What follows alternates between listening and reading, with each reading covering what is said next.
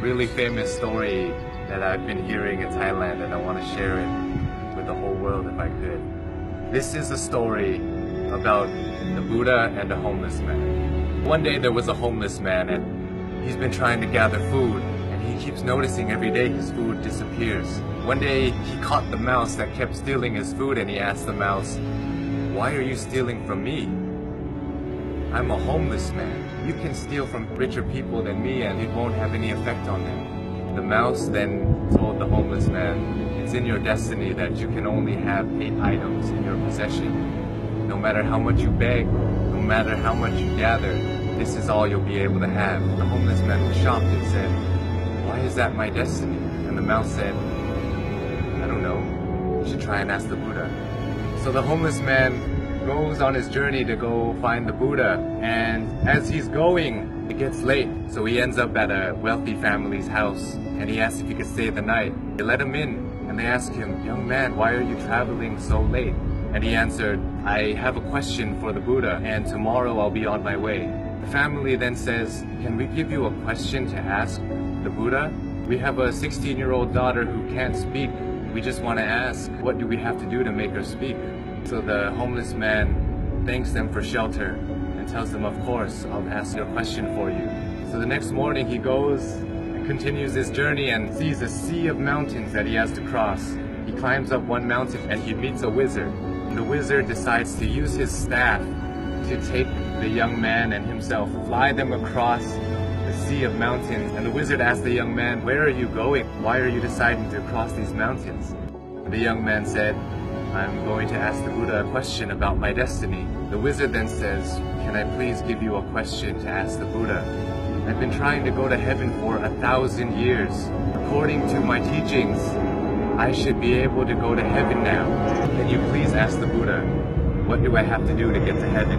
"Of course, I'll ask your question for you." And as he continues on his journey, he runs into his last obstacle, which is a river that he cannot cross. Luckily, he meets a giant turtle who decides to take him across the river. And as they're crossing the river, the turtle asks, "Where are you going?" "I'm going to see the Buddha. I'm going to ask him a question about my destiny." The turtle then says, "Can you please ask a question for me too? I've been trying to become a dragon for 500 years. According to my teachings, I should have become a dragon by now. Can you please ask the Buddha, what do I have to do to become a dragon?" So the young man thanks the turtle for taking him across the river and says, "Of course, I'll ask you a question for you." The homeless man finally meets the Buddha, and the Buddha tells everybody, "I will answer 3 questions for everybody here, but only 3 questions." And the young man is shocked. He has 4 questions to ask. So he thinks carefully. He thinks about the turtle. The turtle's been living for 500 years trying to become a dragon. The wizard has been living for 1,000 years trying to get to heaven. And that young girl is going to have to live her whole life being unable to speak. And then he looks at himself. He says, "I'm just a homeless beggar.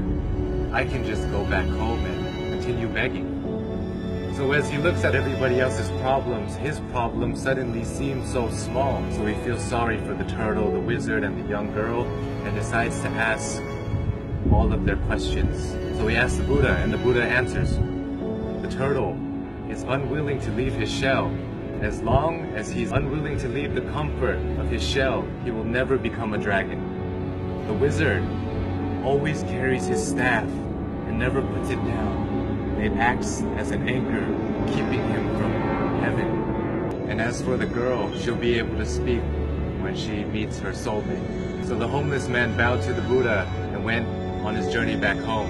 He reunites with the turtle and he tells the turtle, "Hey, you just have to take off your shell and you become a dragon." The turtle then takes off his shell, and inside his shell were priceless pearls found in the deepest parts of the ocean. And he gives it to the homeless man and tells him, "Thank you. I no longer need this because I'm now a dragon." And flies away. The homeless man reunites with the wizard on the top of a mountain and says, "Hey, you just have to put down your staff, then you'll be able to go to heaven." The wizard lets go of his staff by giving it to the young man, says thank you, and ascends to heaven. The young man now has wealth from the turtle and power the wizard. He goes back to the family that gave him shelter, and he tells them that Buddha said, your daughter will be able to speak when she meets her soulmate. And at that moment, the daughter came downstairs and said, hey, is that the man that was here last week?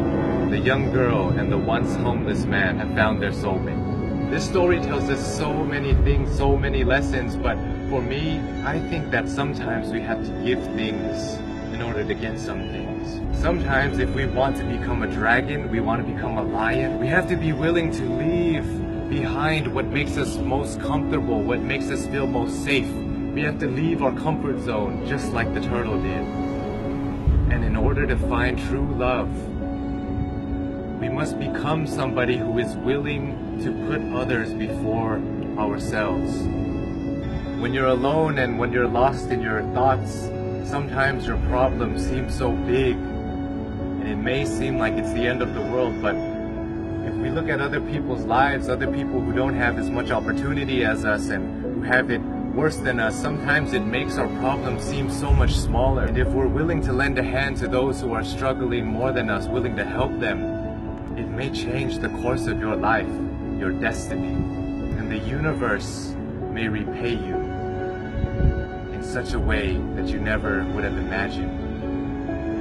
It will come back to you. All the good that you do in the world will come back to you.